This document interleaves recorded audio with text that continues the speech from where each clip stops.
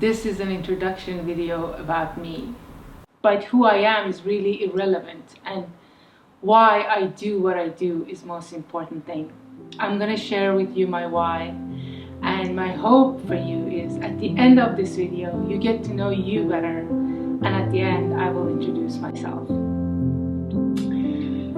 I remember I was maybe 5, I don't remember the age exactly, but I was burning hot in fever and I couldn't breathe.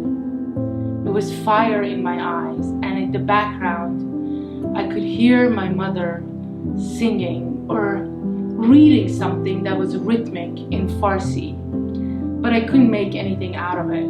All I could hear was world, the whole world, little secret, all the secret, and I couldn't breathe. I opened my eyes and I was under this plastic tent, and she was sitting outside with this blue 8 covers, and she noticed me.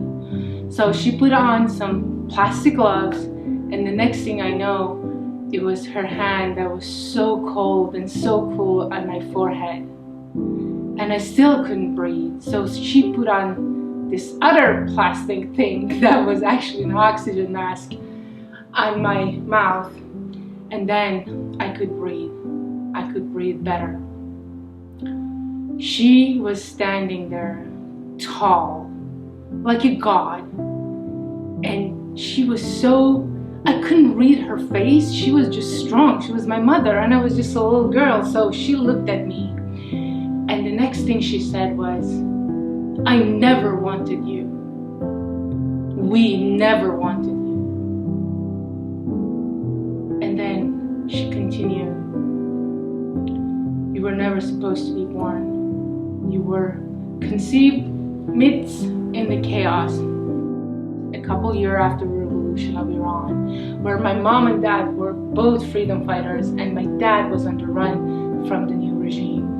And if there was one woman on the planet who knew how to prevent pregnancy, that shouldn't be my mother, because she was an OBGYN. And then she had a device, blah, blah, blah. But I was born, and I was born premature. So I spent 4 months in an incubator, and even when they brought me home, I was so tiny they couldn't find clothes for me.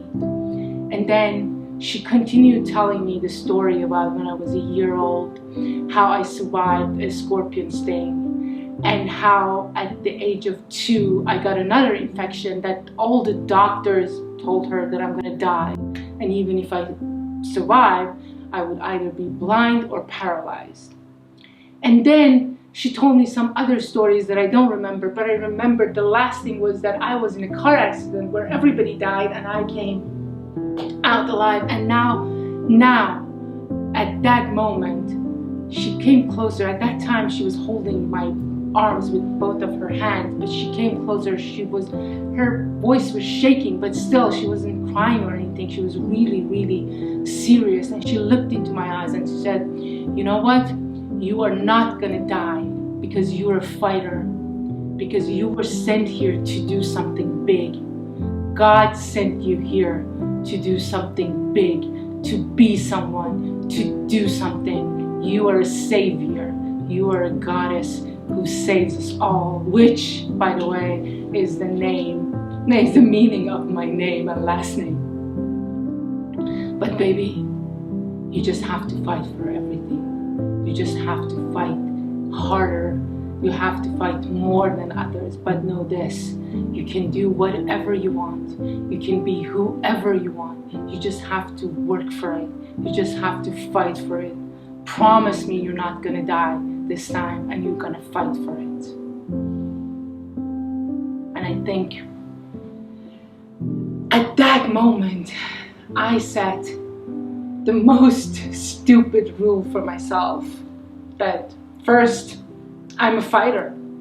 2, I was sent here to save people.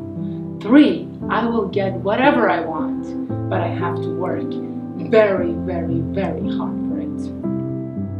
And yes, fighting it was. Not just lung infection, I had to fight for my individuality, for my sexuality, for my freedom. Yes, I had to fight for other people's freedom because why? I was a savior. I was sent here to do something. By the age of 22, I had fought a dictator, a cruel religion. I'd seen torture inside of a prison. I had nervous breakthroughs, and I managed to escape the same dictator my parents escaped 2 decades ago.